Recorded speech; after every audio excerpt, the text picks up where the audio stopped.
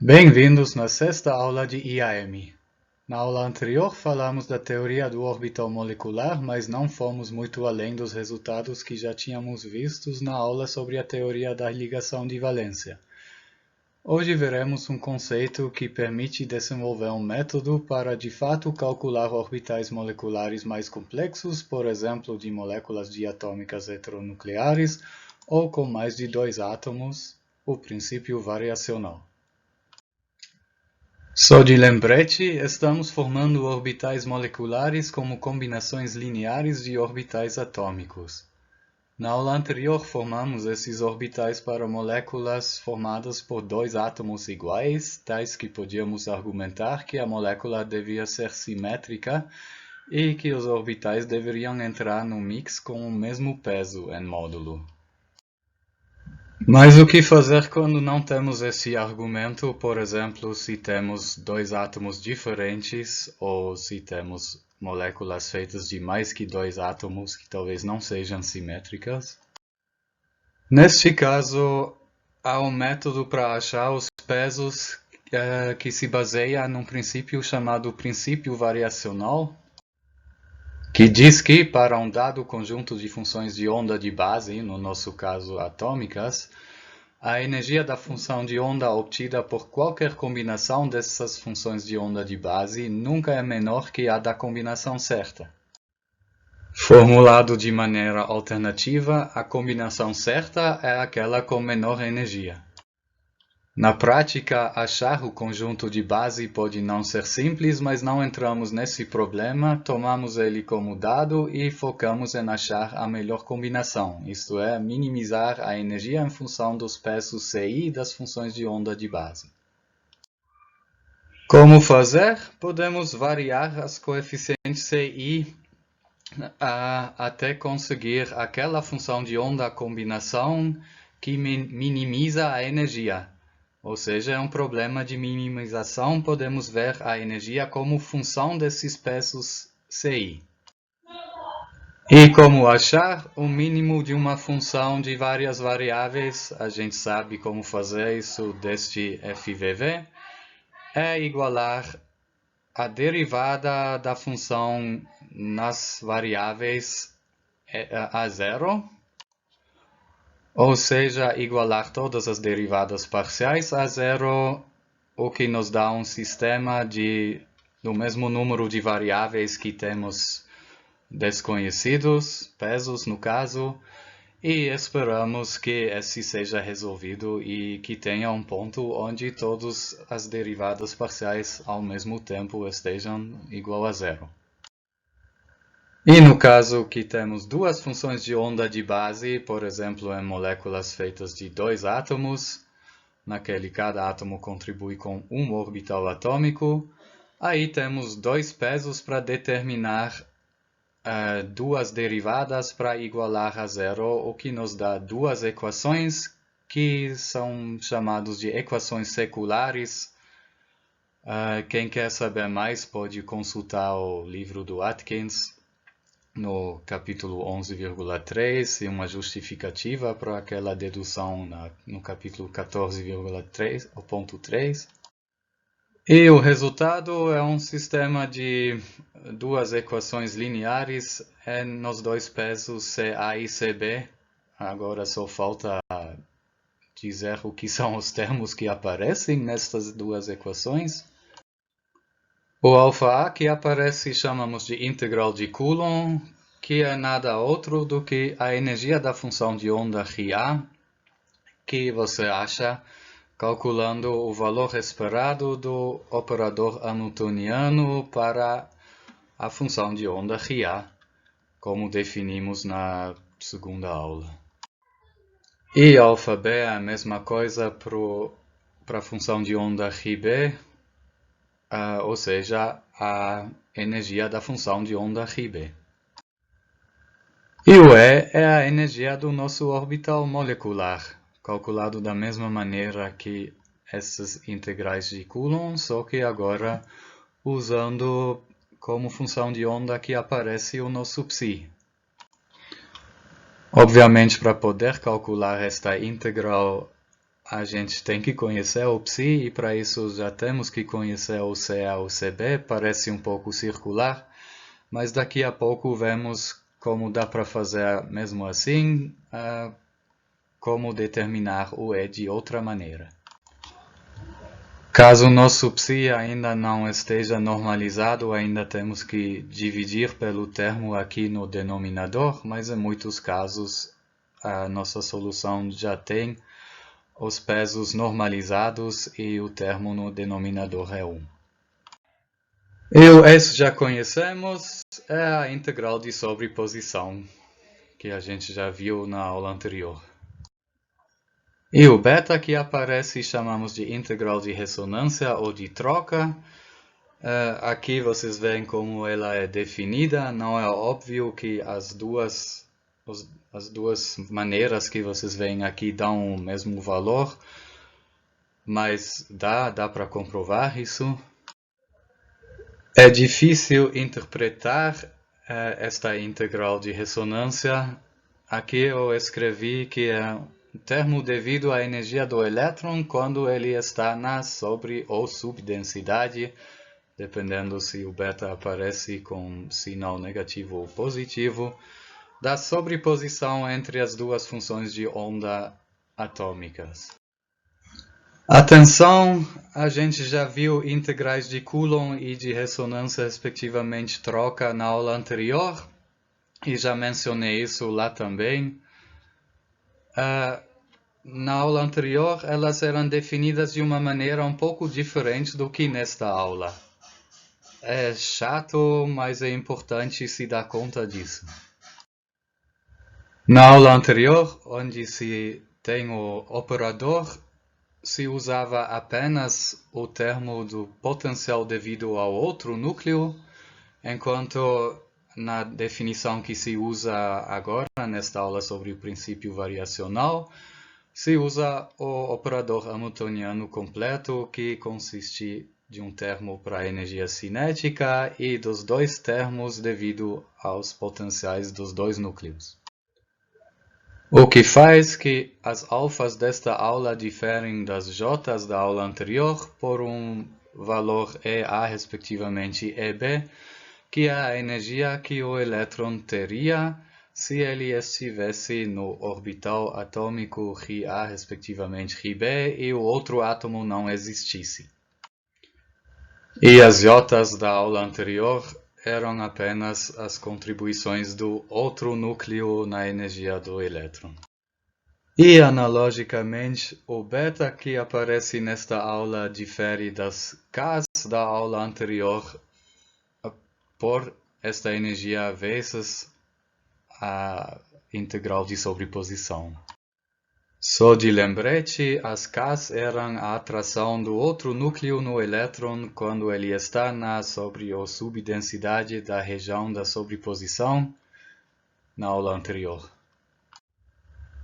Agora que definimos as grandezas que aparecem nessas tais das equações seculares, as alfas, o beta, o E e o S, vimos que são integrais, talvez chatas de resolver, mas algum método numérico deve existir para resolver, pelo menos numericamente, ou achar os valores dessas integrais. Podemos voltar para as nossas equações seculares. Aprendimos em álgebra linear que um sistema de duas equações destas pode ser escrita como o produto de uma matriz e um vetor, onde o matriz contém os coeficientes que aparecem nas duas equações e o vetor era o vetor CA/CB.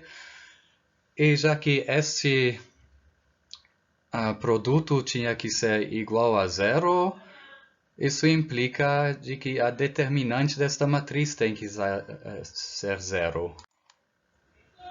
A gente pode chamar esta determinante de determinante secular e ela obviamente é alfa A menos E vezes alfa B menos E menos o quadrado de beta menos ES. Se estivéssemos interessados apenas na energia desse orbital molecular, aí poderíamos usar esta equação para explicitar o E e determinar esta energia.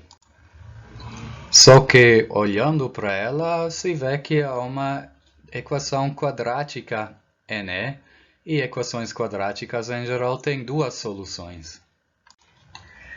Por que isto? Bom, lembrando como chegamos nesta equação, era igualando a derivada da energia nos pesos a zero. E, em geral, esta derivada vai ter dois pontos zeros, uma no máximo e uma no mínimo. Então, as duas soluções que obtemos correspondem à combinação de pesos que nos dá o orbital de energia mínima e a outra a combinação que nos dá a energia máxima. Será que esta solução de maior energia também tem um significado físico? Tem, ele é justamente nosso orbital antiligante. Faço agora uma tentativa de resumo do nosso método em 2 slides. Para começar, qual o problema que queremos resolver? Queremos exprimir as funções de onda moleculares como combinações lineares de duas funções de onda atômicas. Isto é, queremos determinar os pesos com aqueles estas duas funções de onda atômicas entram na função de onda molecular. Para isto, temos que calcular estas integrais que eu já defini, alfa A, alfa B, beta e S, dadas por esses termos aqui. E achar a energia E para a determinante desta matriz, chamada determinante secular, é zero. Em geral, isto dá duas soluções, que podemos chamar de E1 e E2, ou, usando a notação da aula anterior, E mais e E menos. E agora podemos usar esses valores de E para resolver essas equações chamadas equações seculares e achar os coeficientes CA e CB. E, obviamente, para cada uma das duas energias que achamos antes, E1 e E2, vai ter um par de coeficientes CA e CB, podemos chamá-los de C1A e C1B, e C2A e C2B. E a interpretação destas duas soluções são os dois orbitais moleculares, o de menor energia, o ligante, e o de maior energia, o antiligante. E uma vez tendo achado esses coeficientes e conhecendo as funções de onda desses dois orbitais moleculares, também poderíamos calcular a energia desta maneira, usando a fórmula que a gente viu para o valor esperado de um operador na segunda aula, sendo o operador, no caso, o operador hamiltoniano. Vamos aplicar este método em dois exemplos simples. O primeiro é o que a gente já está careca de saber, as moléculas diatômicas homonucleares. Prometo que é a última vez que a gente resolve o problema das moléculas diatômicas homonucleares, mas é sempre bom, como teste, aplicar o método a um problema cuja solução já conhecemos para ver se dá certo, né?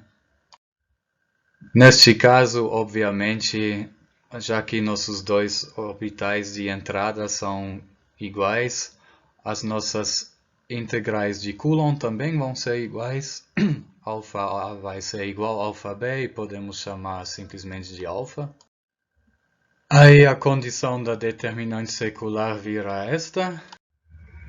Aí uma das duas soluções é esta daqui, vamos chamar de E+. Substituindo esse valor nas equações seculares e resolvendo por CA, obtemos esse aqui, e CB é igual a CA. Ou seja, temos nosso orbital onde os dois pesos são iguais e com o mesmo sinal, que é nada outro do que antes tínhamos identificado como o orbital ligante. E a outra solução é esta daqui. Agora os pesos correspondentes têm sinal oposto, isso corresponde ao nosso orbital antiligante da aula anterior, ou das duas aulas anteriores. Então, o resultado já tínhamos obtido na aula anterior, agora temos a vantagem de, ao mesmo tempo, já termos determinados as constantes de normalização. O CA e o CB já são tais que a função de onda resultante é normalizada. Vale a pena lembrar de que a energia da solução com mais é menor do que a energia da solução com menos.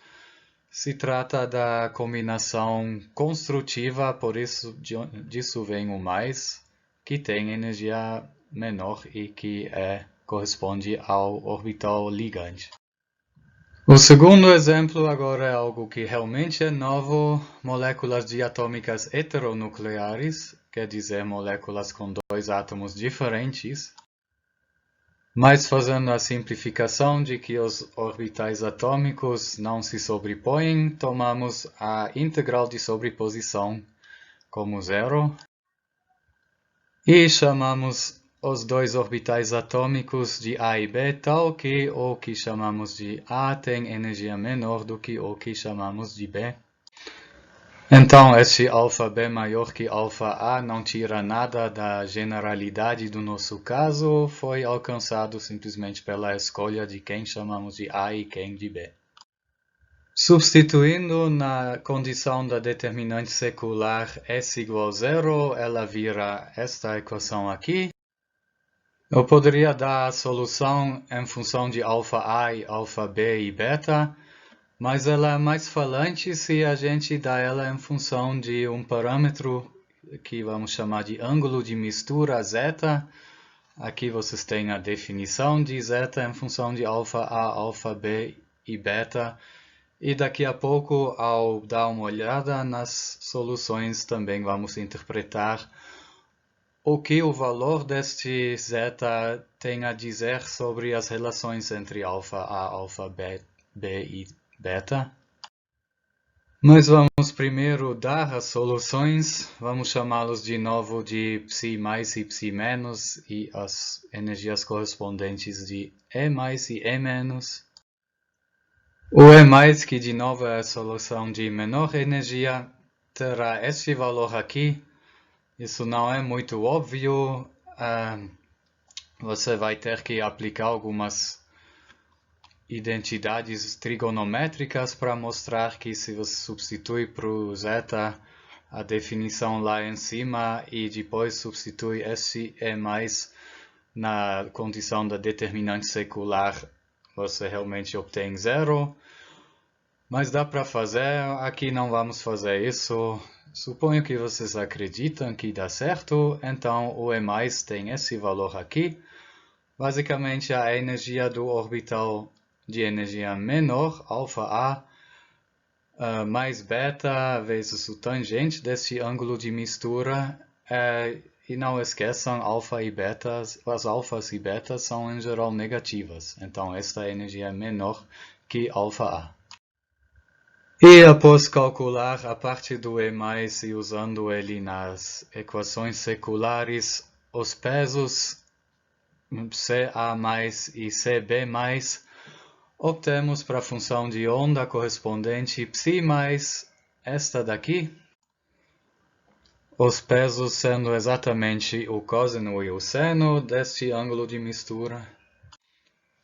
Ambos positivos, já que o ângulo de mistura fica entre 0 e 90 graus. Ou seja, temos interferência construtiva. E o E- é αB menos beta tangente desse ângulo de mistura, ou seja, alguma energia maior que αB e, pelo tanto quanto maior que αB, que o E+ era menor que αA.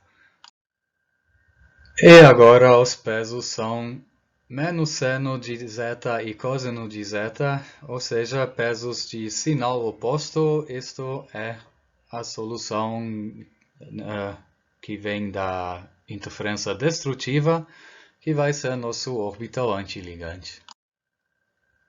Copiei estas soluções para esses slides, vamos interpretar um pouco mais. Vamos distinguir basicamente dois casos, se os dois orbitais têm energias próximas, Então, no caso, alfa A e alfa B são quase iguais e a gente pode chamar esse valor de alfa. Aí, na definição de zeta do slide anterior, obtemos o arco tangente de algo que diverge, algo do infinito, que é π meia, e pegando metade disso, aí temos 1/4 de π, ou seja, 45 graus. E já que o tangente de 45 graus é 1, aí nossas energias E mais e E menos ficam próximos de alfa mais beta e alfa menos beta. De novo, lembrando que beta é negativo. E assim o cosseno quanto o seno de 45 graus são 1 sobre raiz de 2, tal que nossas funções de onda psi mais e psi menos são dados por esta fórmula aqui. Ou seja, os orbitais moleculares são verdadeiras misturas dos orbitais atômicos. Em cada um deles, ambos os orbitais atômicos entram com peso de tamanho similar, de módulo parecido. E outro caso é que se os dois orbitais de base têm energias bem diferentes, se alfa B e alfa A são bem diferentes, e a diferença entre eles é grande em comparação ao beta. Aí o valor dentro do arco tangente no slide anterior vai ser perto de zero, e o arco tangente de zero é zero, então nosso ângulo de mistura zeta tende a zero para este caso. E o tangente dele a zero, o cosseno dele a 1 e o seno dele a zero, tal que agora a nossa energia E mais tende a energia do orbital a energia do orbital menor, e a função de onda psi mais tende a função de onda do orbital A, e o E menos tende a energia do orbital B, e a função de onda psi menos tende ao orbital B. Isso significa que nosso psi mais é praticamente o orbital atômico do átomo A, e o psi menos é praticamente o orbital atômico do átomo B. Os orbitais moleculares são então praticamente os orbitais atômicos inalterados. Eles não se misturam. Isso corresponde a uma ligação praticamente iônica, naquela os elétrons ficam em um dos dois orbitais, mesmo no caso o psi mais. Então, verdadeiras misturas de orbitais de base só acontecem se os orbitais que estamos misturando, no caso Ρ e Ρb, têm energias comparáveis em relação àquele beta, aquele integral de troca. Então, finalmente conseguimos quantificar um pouco o que quer dizer energias próximas, e o que queríamos dizer que só orbitais com energias próximas se misturam e fazem ligações. Bom, vou fazer de novo um resumo do método. Já pela terceira vez estou apresentando ele. Pode parecer chato, mas eu sei que o método é muito abstrato e acho que repetir a mesma coisa várias vezes não faz mal. E desta vez vou introduzir uma notação mais elegante. Bom, para a notação mais elegante funcionar, vamos deixar de usar A e B e chamar os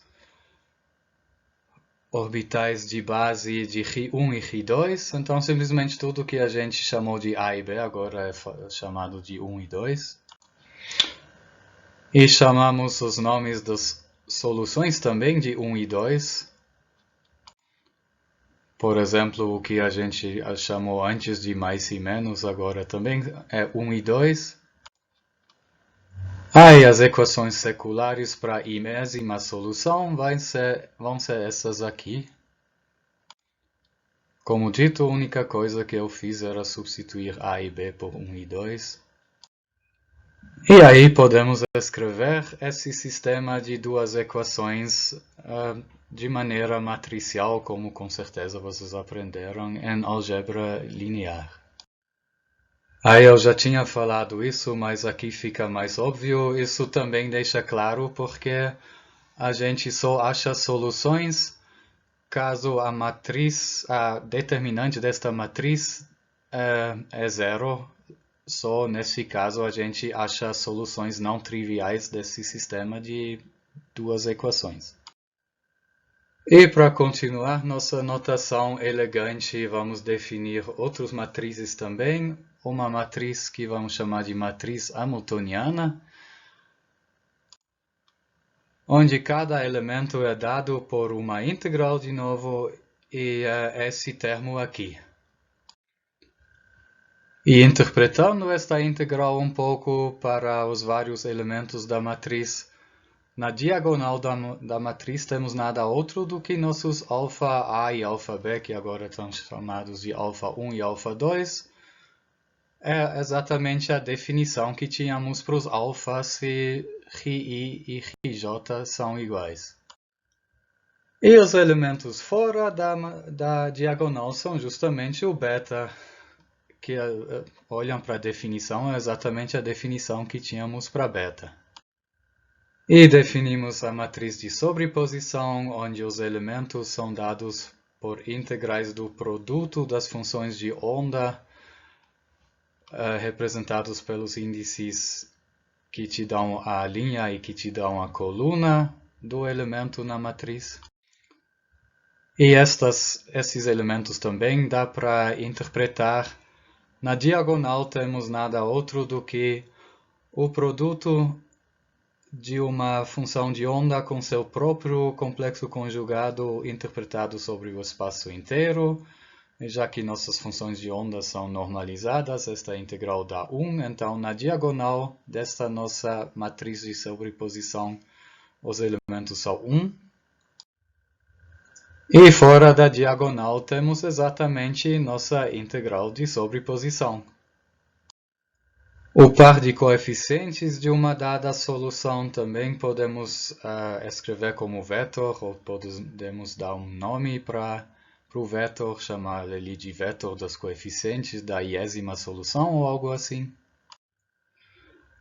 Aí, a matriz que aparece na maneira com matrizes de escrever as equações seculares do slide anterior é justamente H menos ES. Esse é um escalar, no caso. E para a iésima solução, então a energia da iésima solução, poderíamos escrever isso como EI. E afinal, as equações seculares podem ser escritas desta maneira aqui, onde então H e S são matrizes. E aí a condição da determinante secular é dada por esta determinante sendo igual a zero. Podemos ser mais elegantes ainda, podemos juntar todas as vetores coeficientes de soluções em uma matriz, então cada coluna desta matriz corresponde aos coeficientes de uma solução. Uma coisa um pouco chata é que o elemento 1, 2 desta matriz é justamente o C2, 1 e vice-versa. E juntar também as energias das soluções em uma matriz diagonal. Aí podemos escrever as equações desta maneira. Agora todos os termos HCSE são matrizes 2 por 2. Jogando SE para o outro lado e multiplicando os dois lados, primeiro pela esquerda pela inversa da matriz de sobreposição e depois também pela esquerda pela inversa da matriz dos coeficientes das soluções. Aí obtemos algo do tipo uma matriz diagonal é alguma outra matriz multiplicado pelo lado direito por alguma terceira matriz e multiplicado do lado esquerdo pela inversa daquela terceira matriz, isso é nada outro do que a diagonalização desta matriz no meio, que é uma matriz que conhecemos, já que SH dava para determinar calculando todos os integrais. Então, nosso problema virou um problema de diagonalização de uma matriz que conhecemos. Todas as matrizes que surgem na solução também têm um significado. A matriz que realiza a diagonalização é justamente nossa matriz dos coeficientes das soluções. E a matriz diagonal que encontramos é justamente a matriz que contém as energias na sua diagonal. E a vantagem de fazer isso, de traduzir nosso problema em um problema de diagonalização de matriz, é que métodos de diagonalização de matrizes existem um monte. É um problema que surge em várias áreas da ciência, então existem métodos computacionais para diagonalizar matrizes. Então a gente transformou nosso problema em algo que já tem métodos de solução computacionais. E tendo estabelecido agora esta notação mais elegante, vamos para o nosso terceiro resumo do método, que em geral é para resolver o problema de moléculas diatômicas. Formulação do problema é: queremos achar no caso, duas combinações de duas funções de onda atômicas, Φ1 e Φ2. As combinações sendo combinações lineares, então podem ser escritos como a soma de C1, Φ1 mais C2, Φ2, que representam as funções de onda dos orbitais moleculares, e queremos também achar as energias correspondentes.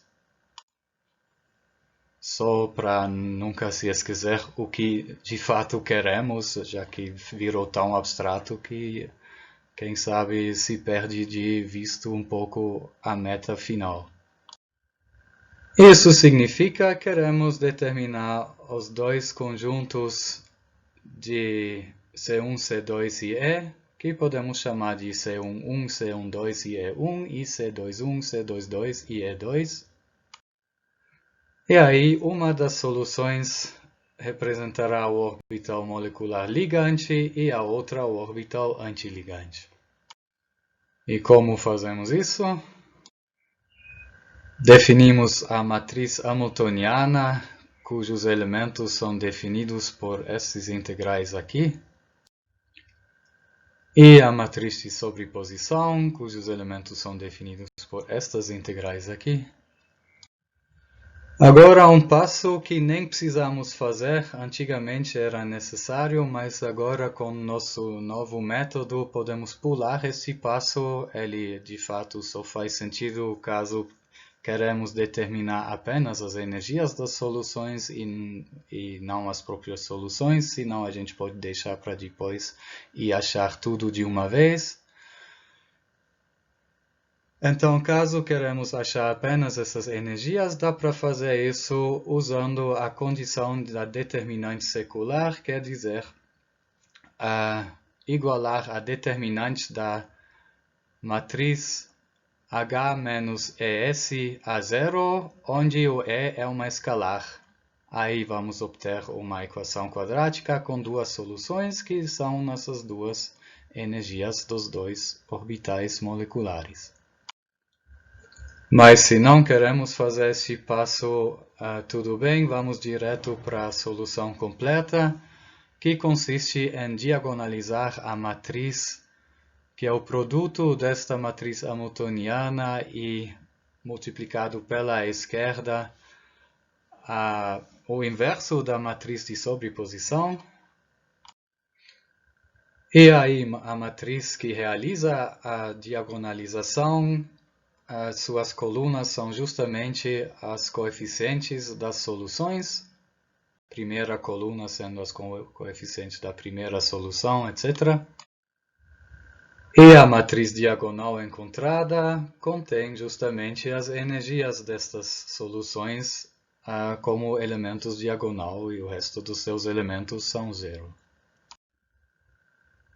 Isso nos leva ao auge da elegância. Podemos agora, de maneira relativamente simples, estender o método para problemas com mais que 2 orbitais atômicos envolvidos.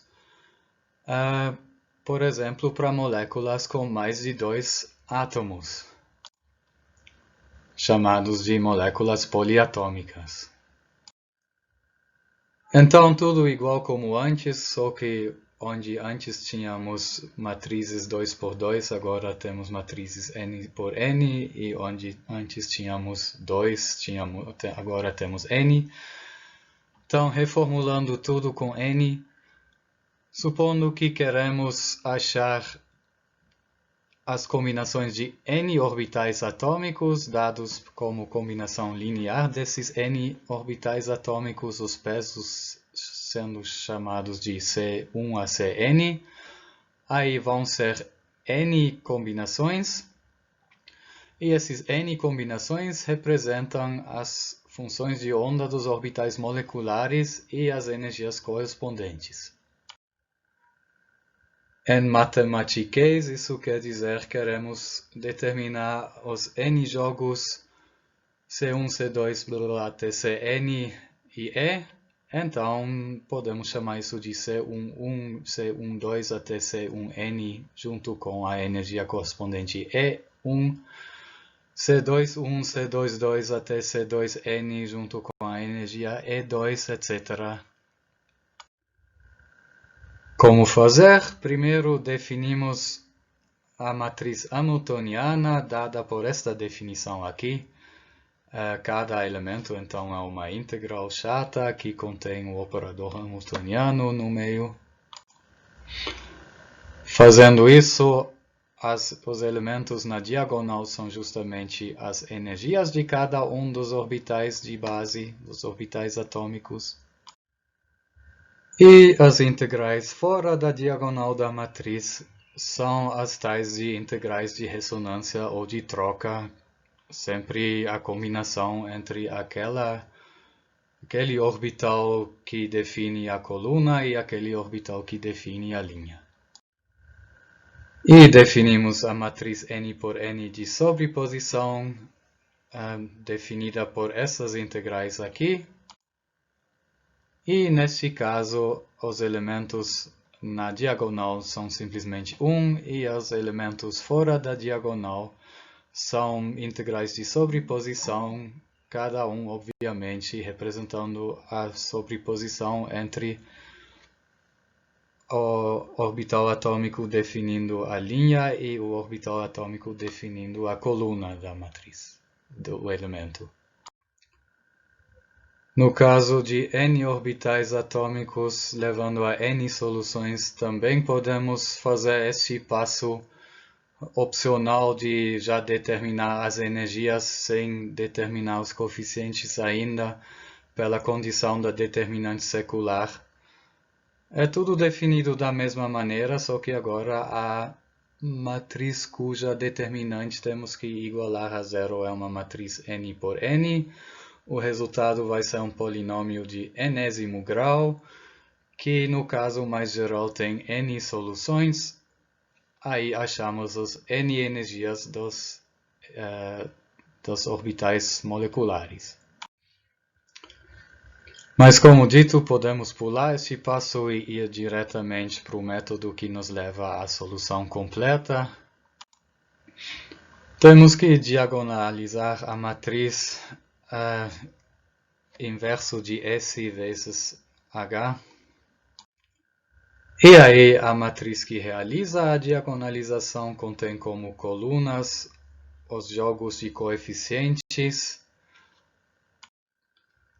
E a matriz diagonal resultante contém as energias das n soluções. E aí, de novo, podemos aproveitar o fato de que métodos de diagonalização de matrizes já existem. e podem ser feitos por rotinas já prontas em computadores.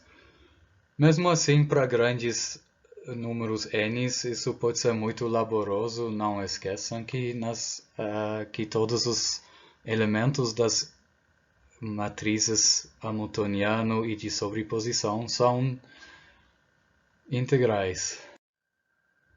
Diante desse fato, será que dá para fazer algo para simplificar o problema para grandes números n, para grandes números de átomos envolvidos nos nossos orbitais moleculares?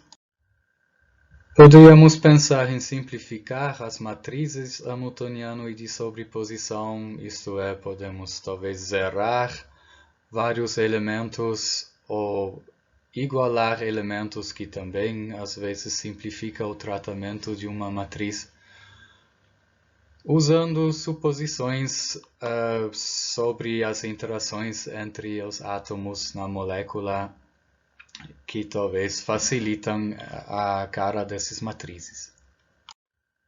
O físico e químico alemão Erich Hückel estabeleceu em 1930 algumas regras simplificantes para um tipo de molécula que ocorre muito na física orgânica, na química orgânica, desculpe.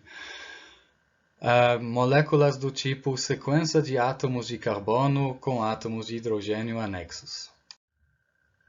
Exemplos desses se vê aqui: o acetileno ou etino, o eteno, o butadieno, o ciclobutadieno, o benzeno, ou também chamado de benzol, e muitas outras. Mas estes que temos aqui vamos tratar aqui no resto desta aula. Como é esta aproximação de Hückel? Primeiro, não vamos usar todos os orbitais atômicos para formar nossos orbitais moleculares. A gente supôs que nossa molécula é feita de um esqueleto rígido de ligações sigma, que não nos interessa muito, mas que determina a forma geral da molécula, e a gente quer calcular apenas os orbitais que se formam a partir dos orbitais π e suas energias.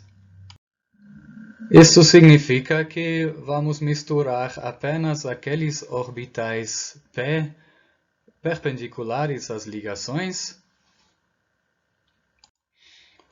ou seja, aqueles que não estão envolvidos nas ligações sigma. Outra simplificação é supor que as integrais de sobreposição são nulas.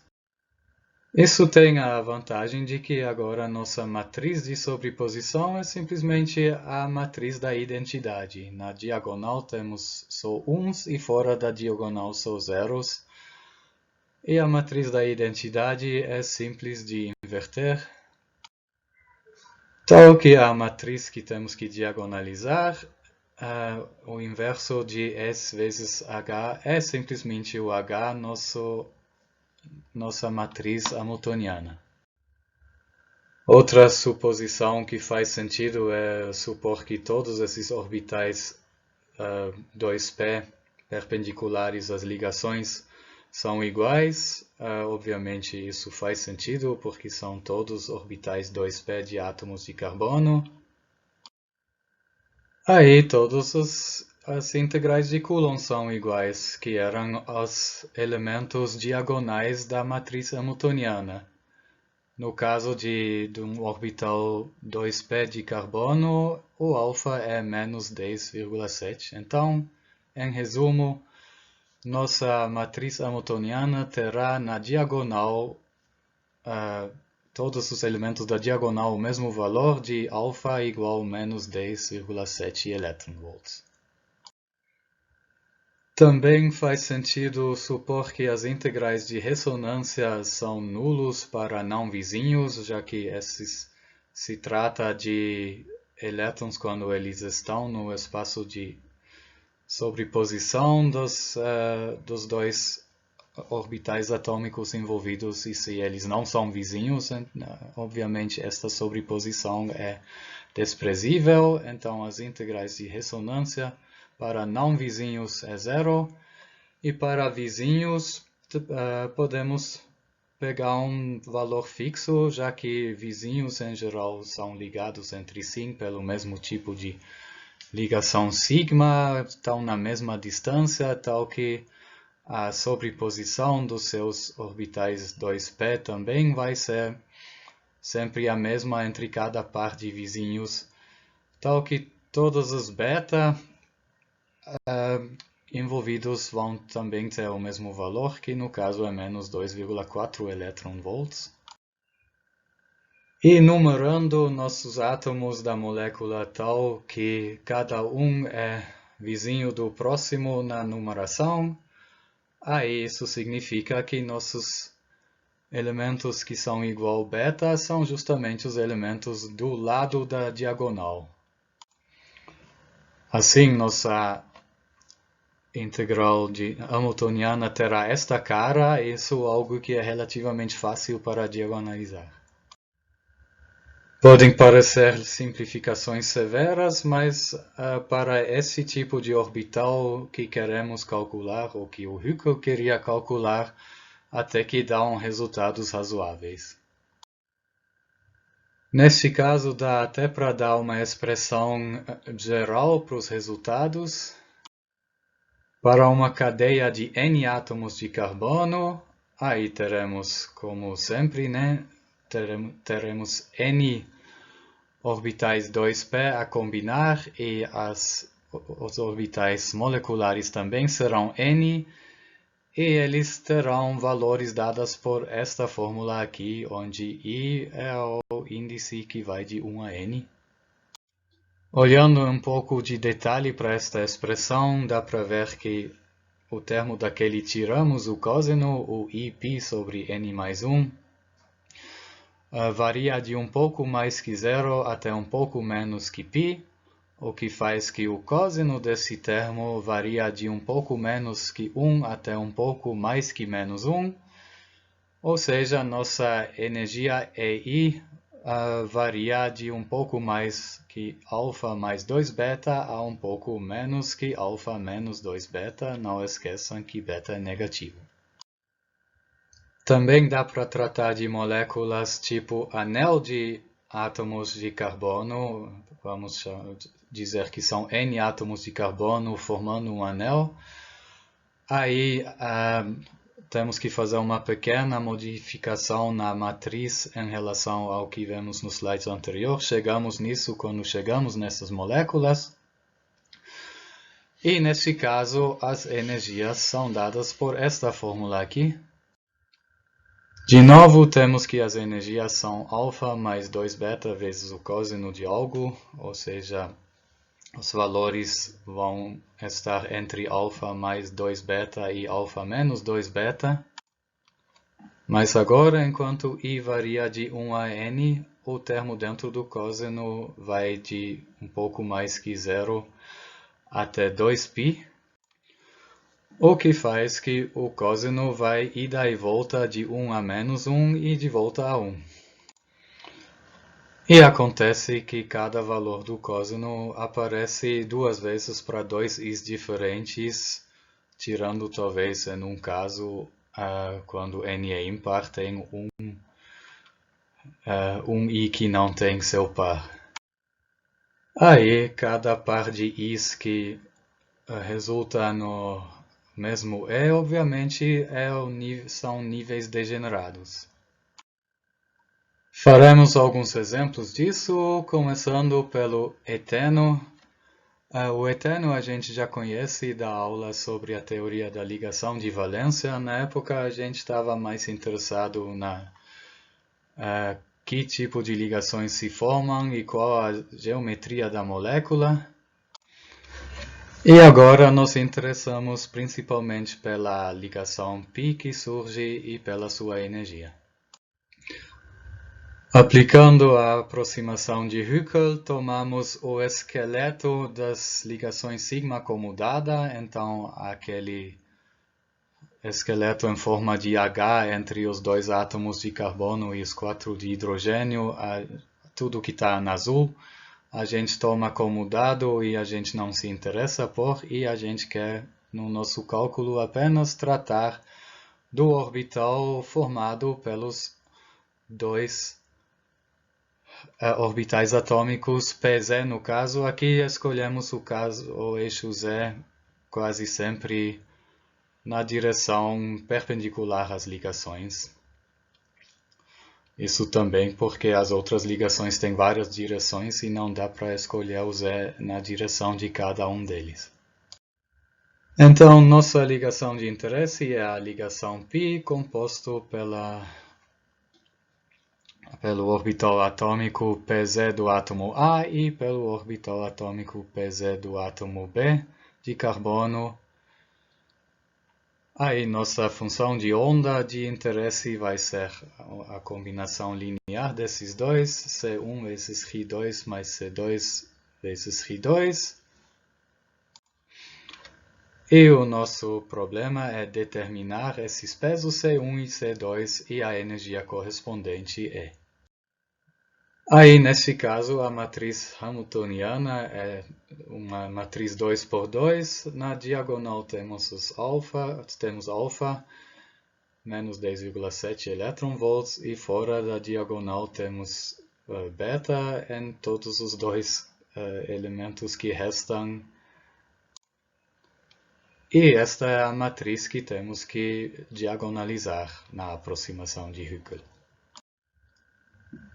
Formalmente, isso dá no mesmo que resolver o problema da molécula diatômica homonuclear sem sobreposição. Lá a matriz também era de alfa, beta, beta, alfa.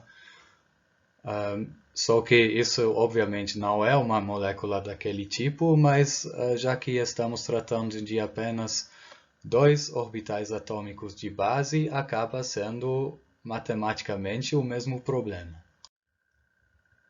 E a solução disso já conhecemos, a gente pode voltar para mais cedo nesta aula para o problema da molécula diatômica homonuclear, igualar a integral de sobreposição igual a zero e obtemos as energias E1 e 2 sendo alfa mais beta e alfa menos beta. Alternativamente, podemos ir para 2 ou 3 slides atrás, onde já temos a fórmula geral para soluções, usando a aproximação de Hückel, que também vai nos dar alfa mais beta e alfa menos beta, então tudo bem. Aqui do lado, montamos em paralelo o diagrama de orbitais moleculares. E nossos jogos de soluções são 1 sobre raiz de 2, 1 sobre raiz de 2, respectivamente 1 sobre raiz de 2 menos 1 sobre raiz de 2. E nossa solução E1 podemos identificar com o E+, que tínhamos achado antes, a energia sendo alfa mais beta, e os dois pesos sendo iguais. Temos então a interferência construtiva, temos nosso orbital π ligante. Vamos chamá-lo de 1π. E a outra solução, a solução 2, é a nossa solução menos de antes, a energia sendo alfa menos beta, e os dois pesos tendo sinal oposto, o que faz que eles fazem interferência destrutiva, como mostra a figura lá.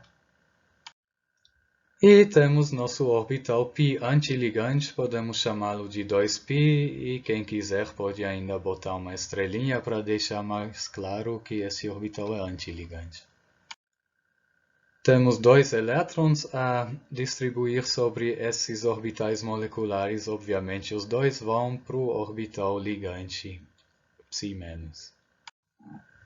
Uma vez determinado tudo isso, uma grandeza interessante para se calcular é a energia de excitação, que é a energia necessária para elevar um elétron do orbital de maior energia ocupado para o orbital de menor energia desocupado, do HOMO para o LUMO, que é simplesmente a diferença de energia entre os dois orbitais, ou a diferença entre a energia que o elétron teria no orbital acima e o que ele teria no orbital abaixo, que no caso é menos 2 beta, que é 4,8 elétron-volts.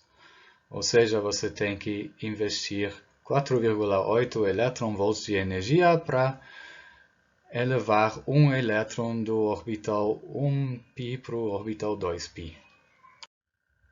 Vamos para a segunda molécula, o butadieno, que é uma sequência, uma cadeia de 4 átomos de carbono com o número necessário de hidrogênio anexos, que no caso são 6.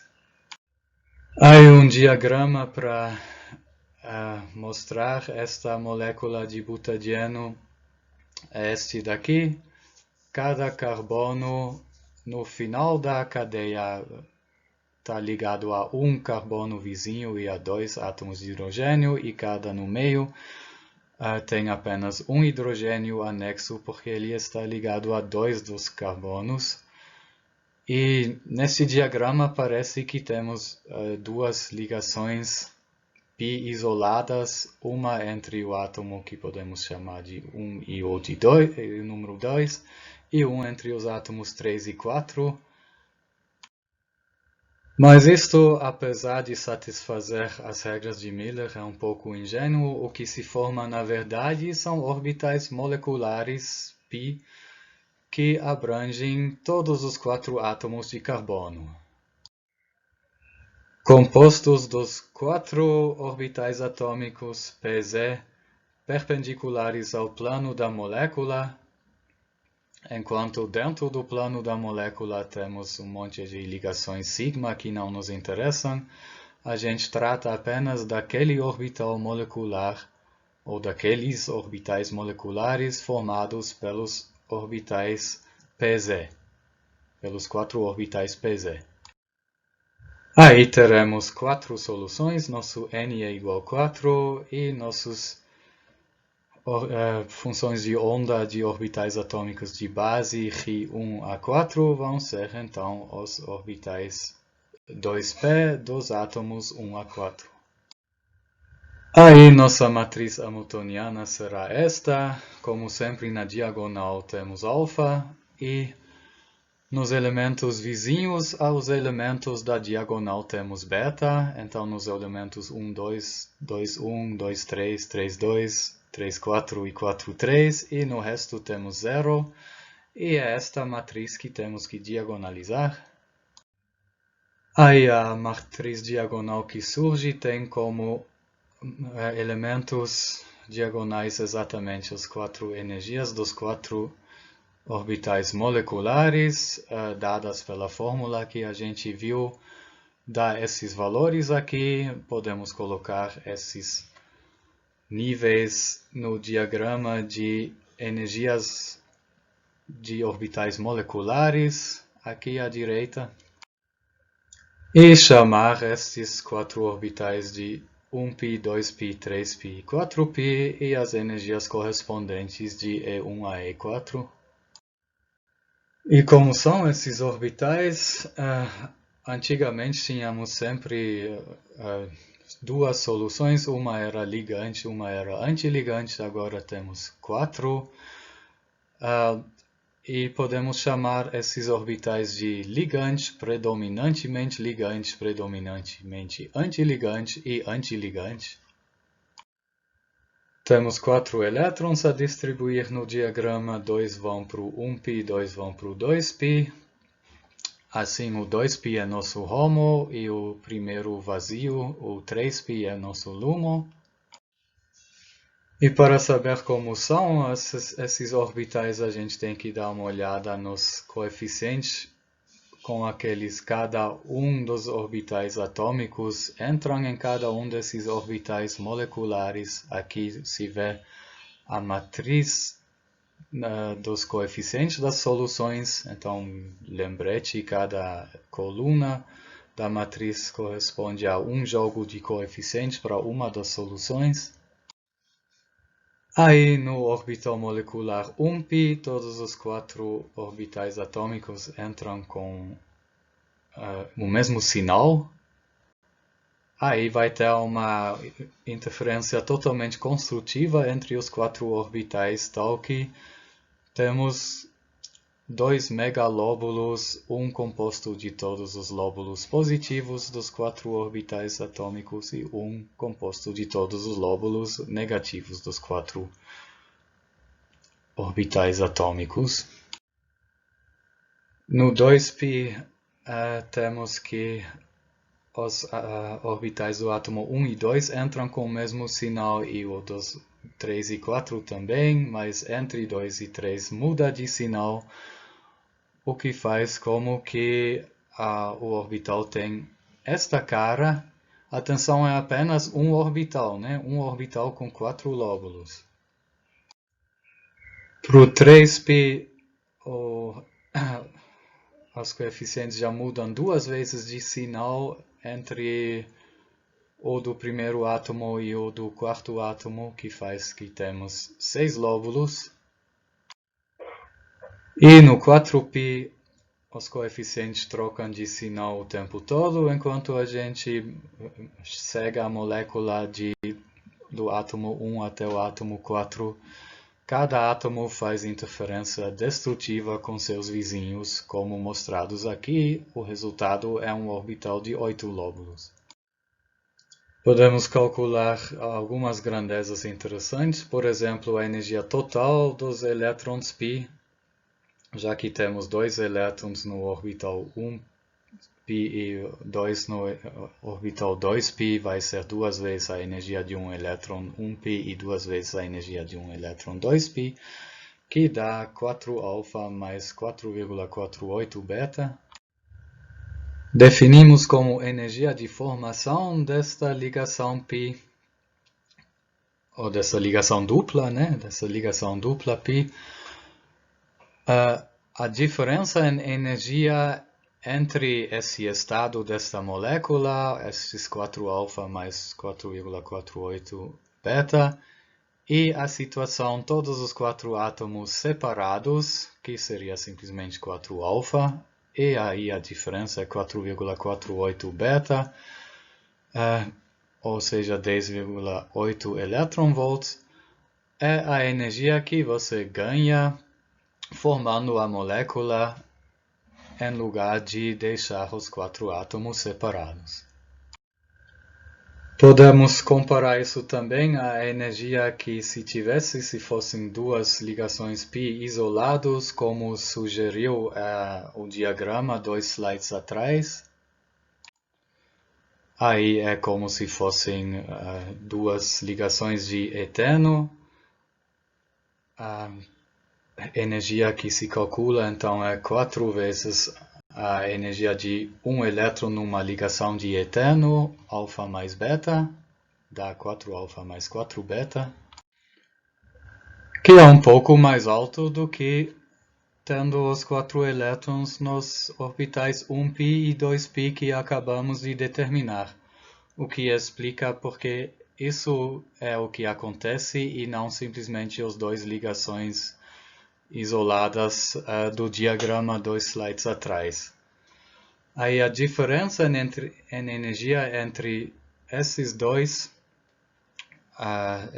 situações é chamada de energia de deslocalização e é a energia que você ganha não tendo 2 ligações isoladas, mas tendo ligações moleculares abrangendo todos os 4 átomos. O valor no caso é menos 0,48 beta, que é 1,15 elétronvolts. Não é muito, mas você ganha um pouco, então na natureza é isso que acontece. Vamos para o penúltimo exemplo, o ciclo butadieno. Então, é o mesmo nome que antes, só que com um ciclo. Antes, isso já sugere que seja também uma molécula feita de 4 átomos de carbono, só que agora uma cíclica, tal que o último dos quatro também faz ligação com o primeiro. A gente tem um anel de 4 átomos de carbono. E ainda uns átomos de hidrogênio anexo para que todo carbono faz o número certo de ligações. Podemos fazer um diagrama. Aí, esse diagrama sugere que temos duas ligações pi isoladas, uma entre os átomos 2 e 3 e uma entre os átomos 1 e 4, mas poderia também ser entre os átomos 1 e 2 e os átomos 3 e 4. E agora já suspeitamos que talvez isso seja uma visão ingênua e que talvez se formam orbitais moleculares abrangendo todos os 4 átomos, mas vamos ver. E atacamos esta molécula pelas aproximações de Huckel. A gente toma esse quadrado, no caso, como dado uma estrutura rígida de ligações sigma, que faz o quadrado e que inclui também os 4 átomos de hidrogênio, que nem se mostra nesse diagrama. E a gente se interessa apenas pelos 4 orbitais PZ perpendiculares a este quadrado para formarmos nossos orbitais moleculares. Então, nosso N é 4, vamos também ter N soluções, né? E nossos orbitais atômicos de base são, então, os orbitais 2pz dos 4 átomos de carbono. E a matriz hamiltoniana que temos que usar é quase a mesma que antes, com a pequena diferença de que agora temos nos elementos 1, 4 e 4, 1 o valor beta também e não 0. Isso porque agora o átomo 1 e 4 são vizinhos. Aí, para as energias, temos que usar a outra fórmula de alguns slides atrás.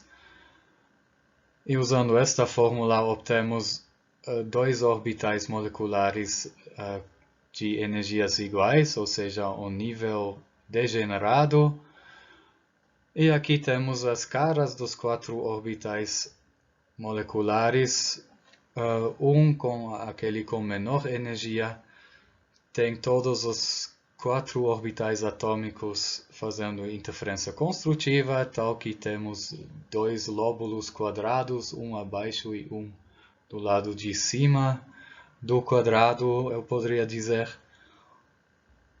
Os dois níveis degenerados mudam de sinal uma vez no meio, e o de maior energia muda entre cada par de átomos de sinal nos suspensos, tal que cada átomo faz interferência destrutiva com seu vizinho. E temos um orbital com 4 lóbulos, 4 acima e 4 abaixo do quadrado. Como dito, temos degenerescência no nível no meio. E distribuindo nossos 4 elétrons nesses 4 orbitais, 2 vão para o orbital de menor energia e 2 vão para os orbitais degenerados, e pela regra de Hund, um vai para o orbital, para um desses 2 orbitais e um vai para o outro, como mostrado aqui pelas flechas, ambos com spin no mesmo sentido, na mesma direção. Calculando agora a energia de formação da ligação π, da ligação dupla π, obtemos 4α mais 4β, 2 vezes a energia do nível de menor energia e 2 vezes a energia no meio. E comparando isso com a energia que tivéssemos se tivéssemos simplesmente 2 ligações isoladas, a diferença entre os dois, então, é a energia de deslocalização. Esta comparação diz que não ganhamos nada fazendo estas orbitais moleculares em lugar de 2 ligações isoladas. Além disso, esta energia do ciclo butadieno é bem maior que a energia do butadieno normal, então formar um anel com 4 átomos de carbono parece não ser muito vantajoso em lugar de deixá-lo simplesmente em cadeia. Então, assim que você tem átomos de hidrogênio por perto, o que vai se formar é mais a molécula de butadieno do que a de ciclobutadieno. Esta molécula aqui que acabamos de tratar, a do ciclobutadieno, não é muito estável. Vamos para o último exemplo, outra molécula cíclica, outra molécula em forma de anel, agora feito de 6 carbonos, é o famoso benzeno ou benzol, que acontece muito na natureza, e, aliás, existem X outros nomes ainda para esta molécula. Então é um anel de 6 átomos de carbono, cada um com um hidrogênio anexo para completar o número de ligações que um carbono pode fazer. Aqui um diagrama ingênuo, onde as ligações π seriam 3 ligações isoladas, aqui entre os átomos 1 e 2, entre os átomos 3 e 4 e entre 5 e 6. Aplicando a aproximação de Huckel, podemos dizer que os 6 átomos de carbono e os 6 de hidrogênio formam uma estrutura hexagonal rígida no plano que vamos chamar de XY. Uma estrutura bem estável, já que o ângulo que aparece aqui é natural na hibridização sp2 que conhecemos 2 aulas atrás. Então esta estrutura hexagonal é bem sem tensão. E assim, cada átomo de carbono tem um orbital pz sobrando, e esses nos interessam na nossa aproximação de Huckel para formar nossos orbitais moleculares. Então agora o nosso n igual 6 e nossos 6 orbitais atômicos de base são os 6 orbitais 2pz dos átomos de carbono. Acho que vocês já entenderam os princípios para montar a matriz hamiltoniana. Na diagonal temos apenas alfa, e nos elementos vizinhos a diagonal temos beta, e neste caso também nos elementos 1, 6 e 6, 1, já que os átomos 1 e 6 são vizinhos também. Aí, usando a fórmula para as energias de átomos cíclicos na aproximação de Huckel, obtemos estes 6 energias, 2 níveis degenerados e 6 elétrons para distribuir. 2 vão para o 1π, 4 vão para o 2π, enchendo completamente o nível 2π, que agora é o HOMO. E o nível acima, o primeiro 100 elétrons, é o LUMO, o 3π, e afinal temos o 4π. Assim, a energia de formação da ligação π é 2 vezes a energia do 1π e 4 vezes a energia do 2π, dá 6 alfa mais 8 beta. E a energia de deslocalização é isto subtraído da situação que você teria se você tivesse 3 ligações π isolados entre pares de átomos, que seria simplesmente 6 vezes a energia de uma ligação no eterno, alfa mais beta. A diferença é 2 beta, ou melhor dito, menos 2 beta, que são 4,8 elétron-volts. Isso é bastante grande, o que explica que a molécula de benzeno é estável, além do esqueleto sem tensão que a gente viu no slide anterior. Isso também é um motivo para a estabilidade da molécula.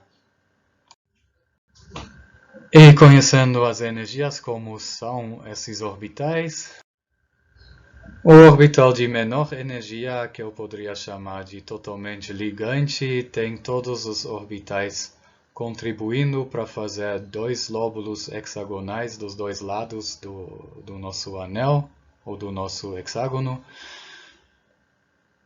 Os níveis de segunda menor energia mudam de sinal uma vez ao longo do anel, tal que temos 4 lóbulos. Os dois níveis de terceira menor energia trocam 4 vezes de sinal ao longo do anel, tal que temos 4 lóbulos, e no caso de maior energia no orbital molecular, de maior energia, o sinal troca entre cada par de vizinhos de átomos da molécula, tal que temos 12 lóbulos, 6 acima e 6 abaixo do hexágono feito pelos núcleos dos átomos. E aí o diagrama que a gente teve 2 slides atrás, com as 3 ligações π individuais, não é muito adequada. É melhor simbolizar essa ligação tripla abrangendo a molécula como um todo desta maneira. Foi isso para hoje e para a primeira parte da disciplina. Nesta parte formamos moléculas, começamos com um pouquinho de física quântica, depois formamos moléculas. E na segunda parte formaremos, a partir dessas moléculas,